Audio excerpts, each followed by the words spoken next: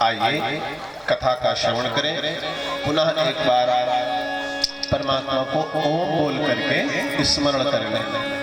वही है जो बोध करा देते हैं।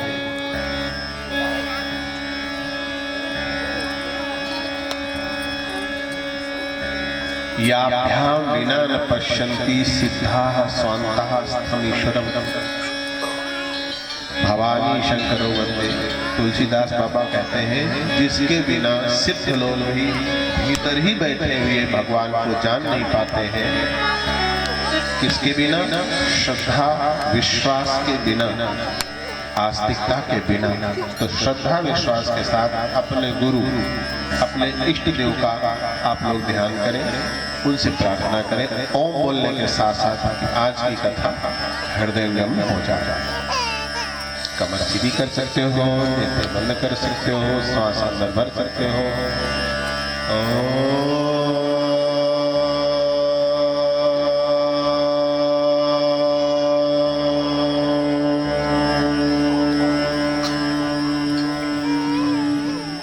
गांव के जितने देवी देवता मंदिर हैं आसपास क्षेत्र के, सबको पानी मन प्रणाम करेंगे। पुनः श्वास धर करके ओम निवेदित करें।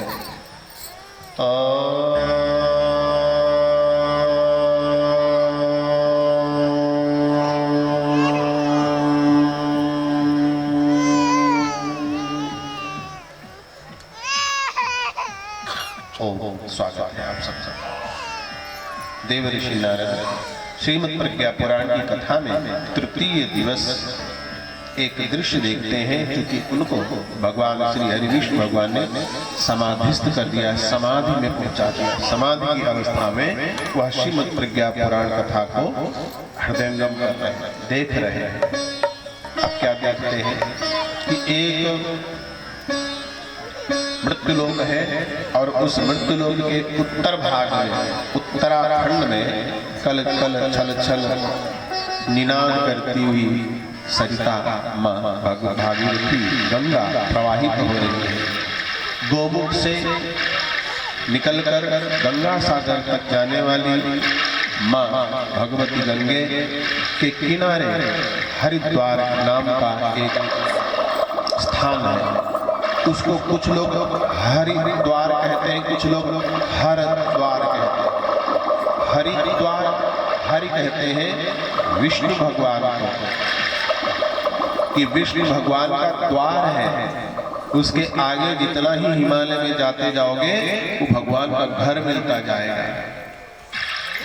हिमालय देवात्मा हिमालय है, वो देवत्व प्रदान करने वाला है। अधिकांश ऋषि, यति, योगी, तपस्वी हिमालय पर जाकर के तपस्या करते, और ऐसा कहा जाता है कि परुष को त्याग करके हमारे धनुष को भगवान श्री रामचंद्र जी को दे करके और परुषा को विश्राम करके स्वयं परशुराम जी भी हिमालय में ही निवास करते हैं। किसी किसी को अन्य अन्य रूपों में वो दिख जाता है। अनेक प्रकार की बातें कही जाती है। तो हिमालय जहाँ से शुरू होता है वह हरि का द्वार। कुछ लोग हर द्वार भी कहते हैं। हर अर्थात शिव भोले बाबा, उनका द्वार, उनकी चौखट, जहाँ सती माता भस्म हुई थी, वो स्थान को हरिद्वार कहते हैं। नारद जी देखते हैं ऐसा ही सुंदर हरिद्वार में एक बार कुंभ का आयोजन हुआ। जैसे इस बार प्रयागराज जी में महाकुंभ पड़ा था। आप लोग में से कोई महाकुंभ गए थे क्या? गए थे? जरा हाथ ऊंचा करो, जान ले। अच्छा भाई, बहुत बढ़िया, बहुत अच्छा, बहुत अच्छा। देखते ही बंदा छटापंती। यह मेला, यह कुंभ आयोजन, धर्मायोजन हमारी संस्कृति के द्योतक रहे हैं, परिचायक रहे हैं। समय समय पर सभी ऋषि मनीषी एकत्रित होते हैं और एकत्रित होने के बाद में कुछ निष्कर्ष निकालते हैं। हमारी बहनें वहाँ एक माह का पूरा रही। अब भिन्न भिन्न जगहों पर जाकर के जो निष्कर्ष निकाला वो ये निकाला कि ऐसे संत महात्मा ऐसे पल्लू फैला फैला करके आंखों में आंसू लिए हुए सब माताओं से, बहनें से कह रहे थे, आप हमें संतान दो, आप हमें बच्चा दो। अपने संतान दीजिए, बच्चा दीजिए, संतानों दो। भारत माता की माताओं संतानें प्रदान करो। क्या मतलब हुआ? विवाह बहुत विलंब से होते, संतानों को जन्म देने का कोई नाम नहीं लेता, एक हो जाए बस इतुषी करते।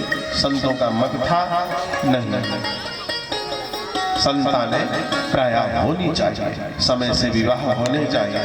और आज का जो यह विषय है वह परिवार खंड, विवाह खंड और सामाजिक समस्याओं से ही जुड़ा हुआ है। देवर्षि नारद देखते हैं, एकदा तु हरिद्वारे कुंभ पर्वणि पुण्यदे पर्व स्नानस्य संज्ञातः समारोह धार्मिकः देशान्तराद संख्यास्ते सदा गृहस्थाश्रमः अवसरे च शुभे सर्वे पुण्यलाभाप्ति काम्यया एकदा तु हरिद्वारे कुंभ पर्वणि पुण्यदे। एक बार हरिद्वार में भी कुंभ हुआ। कुंभ आप जानते हैं, जहां जहां छलका, कुंभ अमृत से भरा हुआ कुंभ छलका। जब समुद्र मंथन हुआ, देवासुर संग्राम के समय समुद्र मंथन हुआ तो उसमें से 14 रत्न निकले। एक निकला अमृत, जो देवताओं को पिला करके अमर कर दिया गया। और छीना झपटी जब मिली, मची, तो वहां छलक गया और 4 जगहों पर छलका। जहां कुंभ की बूंदें गिरी वहां पर महा पवित्र स्थान घोषित हो गया। और सब निश्चित समय पर, निश्चित नक्षत्रों में, अलग अलग जगहों पर कुंभ हमारे भारतवर्ष में होते हैं। प्रयागराज में कब होता है? माघ मकर गतर बीजब होई तीर्थपति आव सब कोई। माघ महीने में सूर्य देव जब मकर राशि में होंगे तो तीर्थों का जो पति है, तीर्थों के स्वामी है प्रयागराज में, वहां सब लोग जाएंगे। ऐसे ही एक बार हरिद्वार में कुंभ हुआ। समय समय पर कुंभ होते रहे। एक बार त्रेता जुग माही वंदे वेद मातरम। एक बार त्रेता जुग माही वंदे वेद मातरम। शंभो गए कुंभज ऋषि पाही वंदे वेद मातरम। संग सती जगत जननी भवानी वंदे वेद मातरम, वंदे वेद मातरम। पूजे ऋषि अखिलेश्वर जानी, पूजे ऋषि अखिलेश्वर जानी। भरद्वाज मुनि परम विवेकी वंदे वेद मातरम।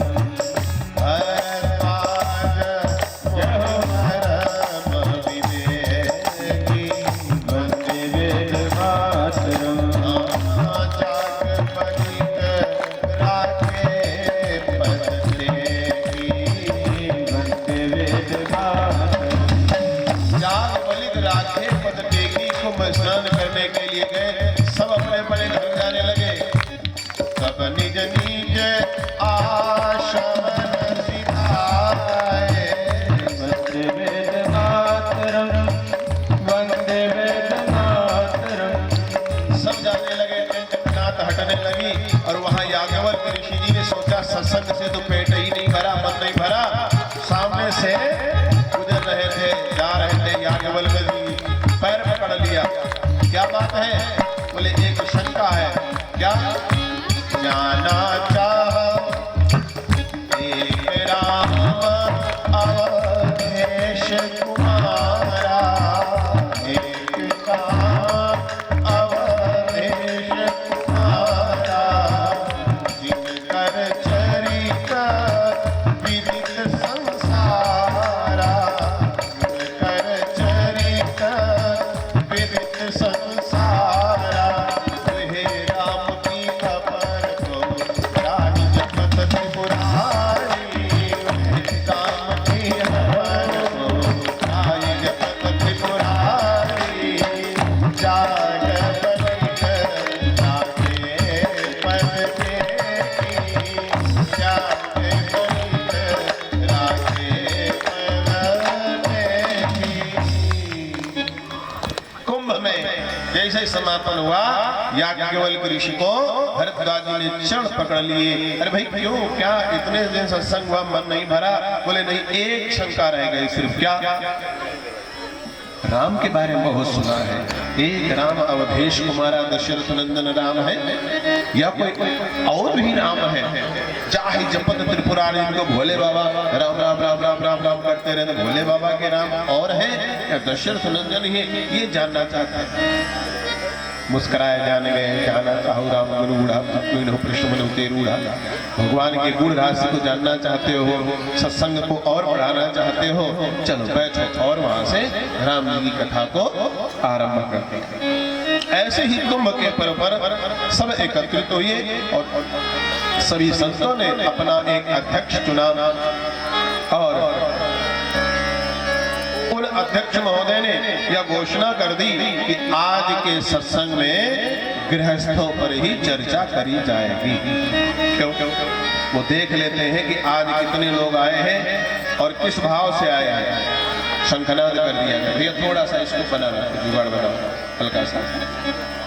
जय श्री राम, जय श्री राम, ओम जय श्री राम। हाँ, अब ठीक लग रहा है, अब ठीक लग रहा है, तुरंत मिल रहा है। ऐसे बाईपास होकर के सादतगंज होकर इधर आता था।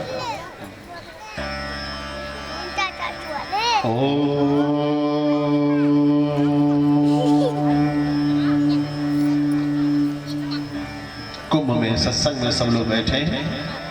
ऋषिवर ब्रह्म जी ने कहा कि शिष्यों से और अपने सभी ऋषियों से आज की चर्चा गृहस्थ पर हम लोग करेंगे, क्योंकि ज्यादातर गृहस्थ ही बैठे हुए हैं। शंखनाद करके घोषणा करी गई। उनमें से एक महात्मा जी उठे और उन्होंने प्रश्न किया। क्या किया? महात्मा जी इसलिए कह रहे हैं कि उनके पीले वस्त्र नहीं थे, दाढ़ी वाड़ी नहीं थी, लेकिन महान आत्मा थे, गृहस्थ में रहते थे। महान आत्मा को ही महात्मा कहते हैं। हम वेश से कहने लगे। उन सदगृहस्थ रूपी महात्मा ने कहा कि प्रभु कोई ऐसा उपाय बताओ जिसको करने से हम लोग मुक्त हो जाएं। आप लोग तो भजन पूजन करते रहते हो, ब्रह्मचारी अपने साधना अध्ययन करते रहते हैं, वानप्रस्थी भी वनप्रस्थ का आनंद लेते हैं, सन्यासी इत्यादि तो भगवान में रमे ही रहते हैं। हम लोगों का क्या होगा? हम लोग गृहस्थी हैं, घर गृहस्थी के आदमी। गृहस्थी तो क्या कमजोर है? बोले हाँ हुजूर, ये बड़ी कमजोर है। गिरी हुई हस्ती ही गृहस्थी है। ब्रह्मचारियों की हस्ती बढ़िया, उनकी वानप्रस्थी की, सन्यासियों की, हमारी गिरी हस्ती तो गृहस्थी है। क्यों, क्या बात हो गई? इसमें साहब काम करते करते फुर्सत नहीं लगती। कुत्ते की पूंछ हो गई गृहस्थी। खाना बनाओ खिलाओ, बर्तन मांजो, खाना बनाओ खिलाओ, बर्तन मांजो, खाना बनाओ खिलाओ, बर्तन मांजो, कपड़े साफ करो, खाना बनाओ खिलाओ, बर्तन मांजो, कपड़े साफ करो। क्यों भाई साहब ऐसा? हाँ, खेती करो काटो, खेत बनाओ बीज बो, खेती करो काटो, खेत बनाओ बीज बो, खेती करो काटो, बीज बनाओ। बीच में हारी बीमारी, शादी ब्याह, मुकदमे, ये वो, अरे राम का नाम लेने का मौका नहीं मिलता है। किसी से कहो भैया कथा में आया करो, अरे साहब मरने का मौका नहीं, तुम कथा में आने की सोचते हो। इतना बिजी है, इतने व्यस्त है, मौका ही कहाँ मिलता है। मौका यानी अवसर, अवसर यानी समय, समय यानी काल। महाकाल को काल नहीं दे रहे भगवान के लिए मौका नहीं, जो भगवान सबको मौका देता है। भगवान श्वास लेने का मौका छोड़ दे, मौका हटा दे, राम नाम सत्य हो जाए, सब मौका ही मौका। एक महतो हमारे गांव में थे, हम बहुत छोटे छोटे थे, तो उनके यहाँ ये था कि जब कोई मर जाता था तो मृदंग तबला बजाया जाता था। संगीत के बड़े प्रेमी थे, लेकिन उनको मौका नहीं मिलता था कहीं नहीं जाने का। और जब तबला बजने लगा तो वहां के कवि महोदय बोले, तबला बाज रहा धिधकारी, महतो आज भय सत्कारी। मर गए, सत्तारी मतलब फुर्सत से हो गए। महतो का मौका कभी नहीं मिलता था, आज महतो सत्तारी हो गए हैं, सबसे मिल सकते हैं। मौका नहीं मिलता हुजूर, हमको कोई ऐसा उपाय बताओ कि हम लोगों के जीवन धन्य हो जाए। तब वो बोले, चारों आश्रम में, चार आश्रम होते हैं गृहस्थों सुनो, चारों आश्रम में सर्वश्रेष्ठ यह गृहस्थ आश्रम कहलाता है। कमजोर आपका आश्रम नहीं है, हे महात्मन बैठ जाओ, हे गृहस्थी बैठ जाओ, तुम्हारी बात हम समझ गए। चार आश्रम होते हैं, ब्रह्मचर्य आश्रम, गृहस्थ आश्रम, वानप्रस्थ आश्रम और संन्यास आश्रम। चारों में सबसे बढ़िया है तुम्हारा आश्रम। चारों आश्रम में सर्वश्रेष्ठ यह गृहस्थ आश्रम कहलाता है। यदि है परिवार सुसंस्कृत तो, यदि है परिवार सुसंस्कृत तो परिवार स्वर्ग बन जाता है। यदि है परिवार सुसंस्कृत तो परिवार स्वर्ग बन जाता है। यदि है परिवार सुसंस्कृत तो वेद शास्त्र उपनिषद सभी गृहस्थ की गरिमा को गाते हैं। है धन्य गृहस्थ आश्रम कहकर, है धन्य गृहस्थ आश्रम कहकर, देव ऋषि अपनाते हैं। धन्य गृहस्थ आश्रम कहकर, देव ऋषि अपनाते हैं। धन्य गृहस्थ आश्रम कहकर। भैया ये ट्रेवल ज्यादा हो गया, थोड़ा बेस रखो। अगर खराब ही होए गृहस्थ आश्रम तो ऋषि मुनि देवी देवता गृहस्थ में प्रवेश क्यों करें? कि तुम्हारा गृहस्थ आश्रम खराब नहीं है, बल्कि चारों में सर्वश्रेष्ठ है। सीता राम की जोड़ी गृहस्थ में थी, दशरथ कौशल्या की जोड़ी गृहस्थ में थी, कश्यप अदिति की जोड़ी मन शत्रुपा की जोड़ी गृहस्थ में थी, पार्वती सदाशिव जी की जोड़ी गृहस्थ में थी, परम पूज्य गुरुदेव वंदनीय माता जी की जोड़ी गृहस्थ में। अगर गृहस्थ ही इतना खराब हो तो जानबूझकर बुद्धिमान लोग योगी यति तक क्यों गृहस्थ जीवन अपनाए? जैसे मनु भगवान कहते हैं मनुष्य मूर्ति में, जैसे सारी नदियां जाकर के समुद्र में मिल जाती हैं, ऐसे सारे आश्रम यानी तीनों बचे हुए गृहस्थ में ही मिल जाते हैं। इसका मतलब अगर गृहस्थ न हो, भैया संजय शर्मा जी का मकान न हो, भैया आप लोग रुकने न दो, कोई गृहस्थ हम लोग रुकने न दो तो बेरवा तरे कहां रहे छुट्टी। और सुनने वाले न हो गृहस्थी तो सुनाएंगे बाबा किसको? अगर भिक्षा न दो, दान न दो, गृहस्थ भिक्षा दान देना बंद करे तो यज्ञ सब समाप्त, बाबा भूखे पेट टहलेंगे। गृहस्थ ही है जो ब्रह्मचारी को पढ़ाता लिखाता विद्या अध्ययन में मदद करता, गृहस्थी ही है जो वानप्रस्थियों की सेवा करता और सन्यासियों को मुक्ति का मार्ग पढ़ाता। गृहस्थ न हो तो संसार चौपट हो जाए। इसलिए तुम्हारी यह गृहस्थ की बात, गिरी हुई हस्ती की बात सत्य नहीं है, लेकिन हाँ जिसको चलाना आ गया उसके लिए गृहस्थाश्रम धर्मस्य परिपालनमप्ययोः योगाभ्यासैवास्तिह संयमादात्मना सदा यथा कालं त्वयैचैनं धर्मं सम्पादयत्नलं